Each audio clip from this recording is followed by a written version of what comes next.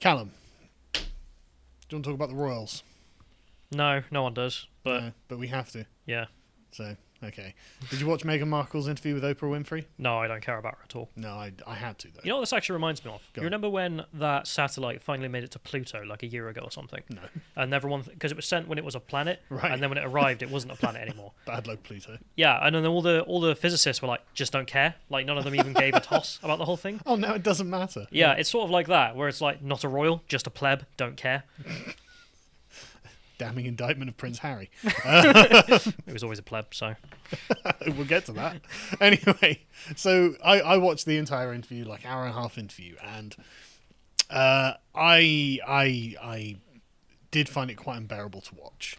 I didn't think it was as one-sidedly bad as a lot of people have been saying, and I think there is actually quite a lot of information that we can glean from this. Though it may not have been the intention to reveal this information. All right, so the most obvious thing about it, if you can see a picture of it, is of course the amazing scenery that they are. I mean, I don't know where they are. Well, I do know where they are.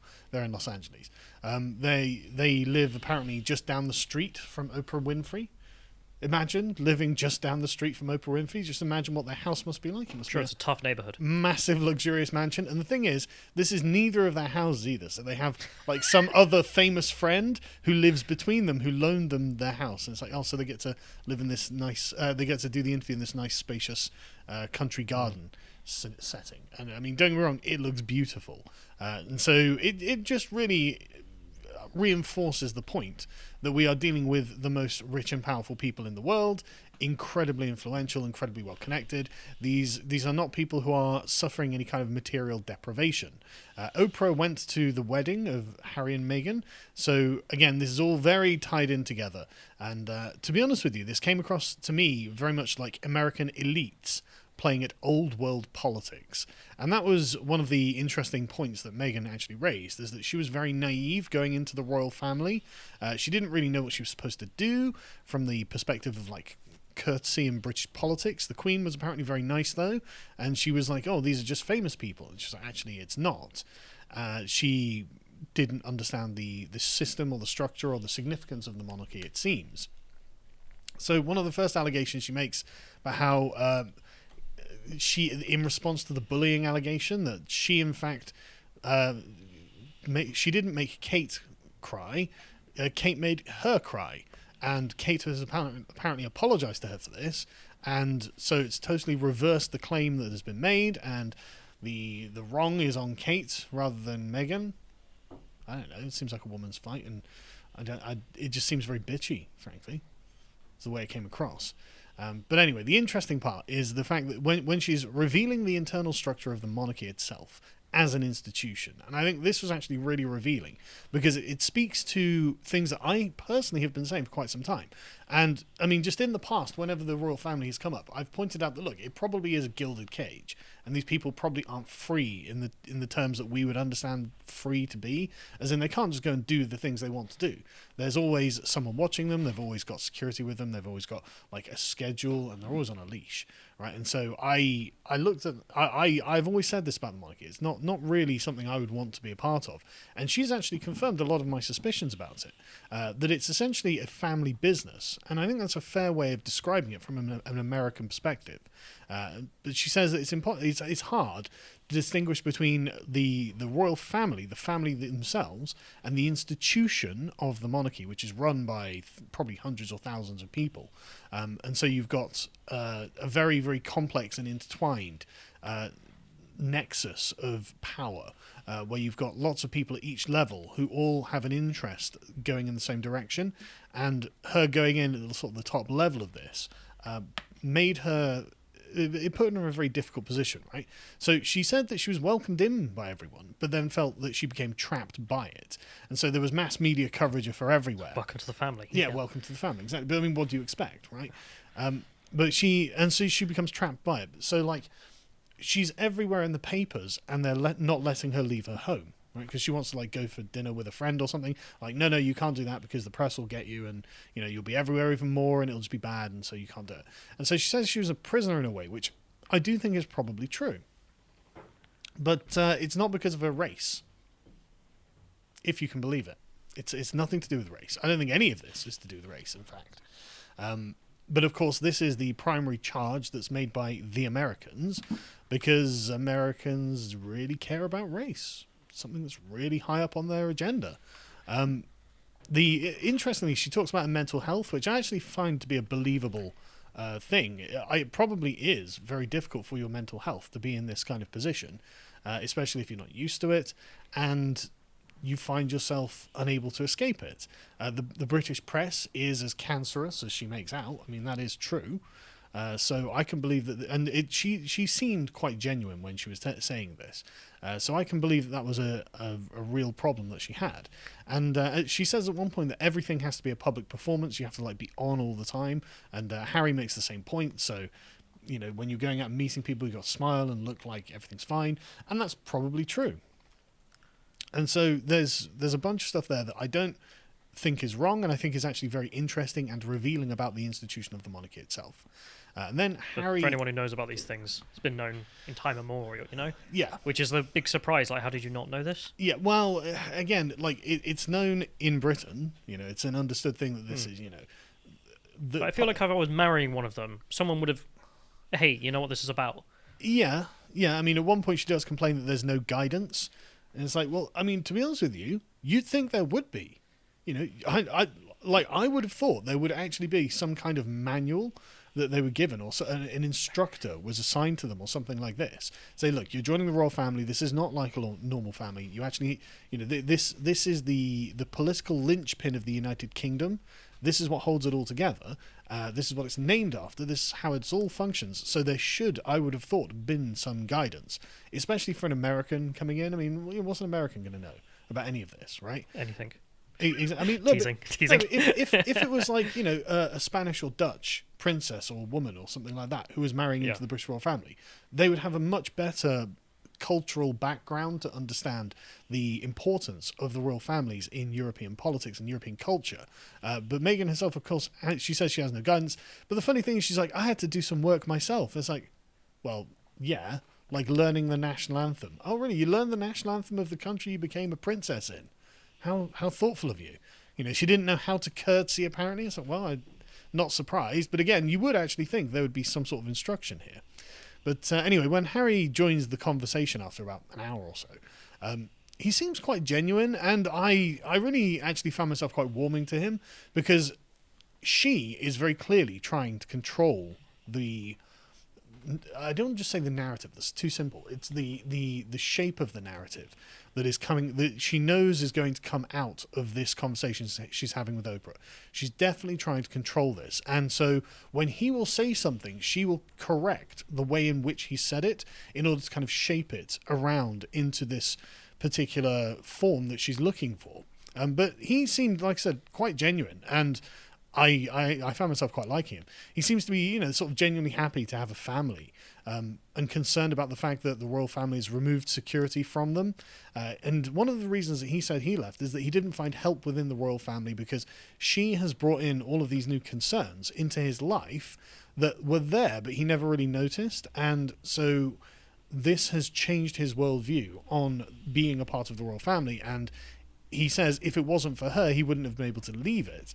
And if you do view it as a slightly sort of oppressive thing to live within, then I can see his point of view. You know, I can see why he would consider it kind of liberatory to leave this family. I think it's true. I think it's real. Why are you smiling? Was he ever in it? We'll get to that, okay? Just stop ruining, spoiling what we're going to talk about. But anyway, basically it seems that they wanted to have their cake and eat it too. They wanted the title of being royals be like minor members of the family, that there are plenty of them apparently. In fact, there are. But they didn't want to be sort of prominent ones, and they wanted to kind of have their cake and eat it too. So be members of the royal family, but go off and do Hollywood stuff, right? And when you say they, I mean, do you mean they or do you mean her? Well, I mean her, probably. Yeah. Woko owner. Woko owner. But the thing is, he co-signs everything she says on this. So, you know, they. It has to be a they. I don't know. I feel like it's when you've got a best mate and they get a wife, and then it becomes a them. And it's like, well, it kind of is. Where's him? Yeah, it kind of is. You know, I mean, he's not going hunting anymore with his £50,000 rifles, is he? Right. You know, so anyway, but the thing is, this is the thing. I didn't find myself disliking him at all. She's clearly controlling the interview, and I mean, she's like, at one point she holds his hand, and you can see her like domineeringly holding his hand. It's really weird. She's like, you know, grabbing him like, you know, his like hands under hers. It's like, oh god, okay, but I don't know. I don't want to read too much into it because who knows, right? Anyway, so the royal family have this invisible relationship with the press that they're trapped within. It's controlled by fear. They're worried about the tabloids turning on the monarchy, and this is interesting because it's like shows the cozy relationship the royal family has with the press and the fact they're wined and dined, and in return the press give them glowing coverage, and the royal family could do nothing wrong. But anyway, let's get to the race question, because the race question seems to be the one that the Americans want to talk about, whereas the Brits have got no interest in talking about this at all. So it comes really down to... because we know it's... Yeah, it is. It's nonsense, right? And it's Oprah who is inserting the race question into the interview, right? Meghan isn't even projecting this until Oprah starts prompting her in this direction. And, I mean, literally, like... Meghan saying, well, they didn't want to make Archie a prince and he won't be given a title or security. And Oprah just goes, do you think it was because of his race? Because of his race? Can we get this link up, John, so we can see his race? Because... Behold, a black baby. Yeah, do you think it was because he wasn't white? Are we serious? Like, is it because of his race, Oprah? They were looking at him being like, oh, God, he's not white. Like, so... Archie, right, is as non-white, exactly as non-white as I am. He's exactly as non-white, right? So, and he has been described as of being of colour. So I am officially a person of colour by Meghan Markle's standards, which of course reveals the entire lie of this. He's not a person of colour by any progressive standard. Otherwise, anyone who's ever criticised you is also a racist. Exactly, and good God, I look forward to wielding that weapon against certain leftists.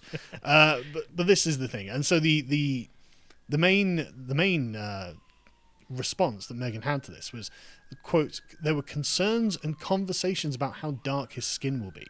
Now, we're told that this didn't come from Prince Philip, but I have trouble believing that, because if you read just... You Google Prince Philip quotes and he comes across like the most base Chad in the world, right? And he strikes me as exactly the kind of person who'd say that. But the question's kind of silly because, I mean, she's very light-skinned. Harry is ginger. I mean, what did we expect? Even if I believed this happened and everyone clapped, it would have been Prince Charles Prince Philip making a joke. Probably, yeah. But Harry claims that's not the case, but they don't give any details about this. So we're just left wondering, and the implication is just out there, but no details or firm allegations being made. And it's like, right, okay. And the thing is, this, like, concerns and conversations about how dark his skin will be. It's like, that's such a vague way of putting it. That's not a direct allegation. You know, someone wasn't being racist. Because, I mean, like, it's not an unreasonable concern or discussion to ask how dark a mixed race baby will be. It's like, it's something that can be raised in a non-racist way as just a question or a point of conversation. It's only if you give it that kind of negative intonation that it becomes something that you could describe as racism. But there's no particular reason to think that that was the case, because she actually doesn't say that that was the case, but it's implied. So Oprah presses this by saying, concerns he will be too brown. Are you saying that? And she replies with, if that's the assumption you're making, it feels like a pretty safe one. So she doesn't even say yes. She dodges. It's not that there were concerns that he was too brown. It's just that she wants you to, she wants you to believe that if that's the assumption you're making, I'm not saying it, then it's a safe one. It's like, but who said that? It's Oprah. Oprah is the one making that assumption. Oprah is the one making that assertion, and Meghan's just not denying it. And so it seems deliberately dishonest. But as we were talking about, Archie is not a baby of colour, and, I mean, just come on, you know. But Meghan, throughout this, she's like, yeah, well, I wanted, you know, Britain, she talks about Britain being a, you know, massive colonial empire. Previously, the Commonwealth is enormous and filled with non-white people, and therefore, Meghan joining the royal family. She wants African girls to be able to look up to her and Archie as a fellow person of colour and say, see, look how inclusive it is that you can see someone who looks like you in this family. That's a direct quote. Look how inclusive it is that you can see someone who looks like you in this family, meaning a non-white person in the royal family. Come on. Come on. You know, I can't even. This is, I genuinely, really, black girls in sub-Saharan Africa are looking at Archie and going, finally, a black person in the royal family, are they? What total fiction. Man, it's literally my ancestors meme in real life. God, it's so obviously dishonest. But anyway, this goes on into Oprah and Meghan's race obsession. And it's genuinely theirs. Again, Harry doesn't want to talk about this. This is not what he's talking about. But he has been indoctrinated into leftism, which is basically like an American worldview, which now views everything through the lens of race. And so, I mean, at one point, Harry says, well, everyone was worried that me and Meghan were going to be a thing, sort of as if they were going to date. And Oprah just jumps in with, because she's mixed race. And he was like, no, I hadn't thought about being mixed race. It's like, because she's a bloody American, that's what. It's not about being, I mean, like, if you didn't tell me, I wouldn't know she was mixed race. But it's obviously because she's a foreigner, because she's from America, she's from a republic. You're a Republican, joining a monarchy. Seems weird, doesn't it? Doesn't know anything about the cultural customs of the land that she's come to. I mean, there are loads of other reasons, but Oprah's just like, is it because she's mixed race? No, Oprah, it's not that. Britain is not America. No, we are not America. And Harry goes, well, look, I didn't know anything about like race or unconscious bias or anything, but I've been indoctrinated into it, and now he recognises the, quote, race element and the colonial undertones of press reporting, which, I don't want to have to defend the British press. The British press are cancer, every single one of them, without exception. But on this, it's not that they're racist. It's that they're just weird, like, monarchist fangirls, is basically it. And if they're not weird monarchist fangirls, they're communists. And so they hate the monarchy for that reason. But none of this is about race. Absolutely none of it. This is a total American insertion into the conversation. But anyway, the problems with Harry and his concerns about being cut off from what he refers to as my father, Prince Charles. The royal family had financially cut him off, but his mother Diana left him £10 million in her will because she knew something like this might happen. Where's that quote from? Him, in the interview. Oh. She knew something like the royal family cutting him off and refusing Archie a royal title might happen. So I guess she would know, wouldn't she? James Hewitt claims not to be Harry's father. Very recently, in fact, in November, he responds to these rumours that he's Prince Harry's dad, saying that no, though I had an affair with Princess Diana in the 90s, and Harry was born in 84, he certainly isn't. And he says, no, I'm not. And it's probably because it sells papers that this is the question. And it's like, yeah, okay, buddy. If we just look at a picture of you, Harry, and Charles, James Hewitt being a cavalry officer, by the way, in the 80s. If we just look at them, who does he resemble? Sorry, just which one of these does he look like? I mean, those two guys look the same. Identical. Look at their noses. It's exactly the same nose. Look at their mouths. It's exactly the same mouths. Even the sort of shape of the forehead is exactly the same. Like, the only difference is the shape of the ears. And the sort of, like, more gingerishness of Harry. But obviously Diana was quite auburn-haired herself. But in no way does he look at all like Charles. Right? And so this, I think, is probably the root of the reason that Archie isn't getting a title, because Archie is not related to the Queen. That's what it seems. And I think that there's people in the royal family who know this, and I would imagine that it's not something that they've ever, talked to Harry about, obviously, because what a horrible conversation that would be. But the firm, the institution of it is like, well, look, it's not. This is not democratic politics. This is feudal politics of heredity.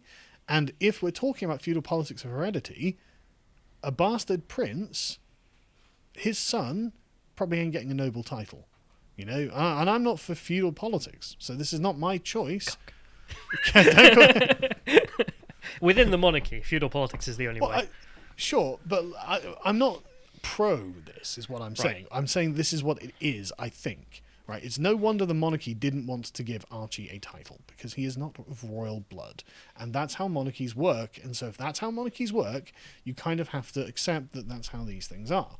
And so it's no surprise to me. It's nothing to do with race. It's everything to do about heredity, lineage, and the fact that there is none between Archie and the Queen, in my opinion. I mean, this isn't anything new either. This theory has been floating around in Britain for decades. Because it's so obviously true. So, in the same way, if you get a picture of Justin Trudeau and Fidel Castro and Pierre Trudeau up, it ain't Pierre Trudeau. It just ain't. I'm sorry, you know. And the fact that Harry and William look nothing like each other, like you would think they were adopted. You know, it's like, sorry. Again, I don't want to be rude about it, but it's like you're asking me. Like, think of it like dadism, right? If you're a dad and you're Prince Charles and you come home and your wife brings back this ginger baby who looks kind of like one of your friends, you'd be like, I have doubts, right? And if your daddist instincts have doubts, then you should at least investigate those. Crack out a DNA test. I don't see why not. Yeah. I wonder if they ever have. Clearly not. Harry talks fluently as if the conversation this has never happened. You know, Charles is his father, and don't get me wrong, right? You know, I can say that I have actually some respect for the royal family for essentially taking this on the chin and treating Harry well, because it's not Harry's fault, right? Harry didn't cause this. He's not the author of it. He's been born into this situation where it seems quite unfortunate. You know, it's not a nice thing. You know, it's not a nice thing to be on the receiving end of, I imagine. You know, finding out that you're an illegitimate son or something like this. And so it is nice that his feelings have been protected in this way, but sitting there going, well, it's definitely because Archie's black that they're not giving him a prince title. He's not black, and it's nothing to do with that at all. You know, it's obviously not.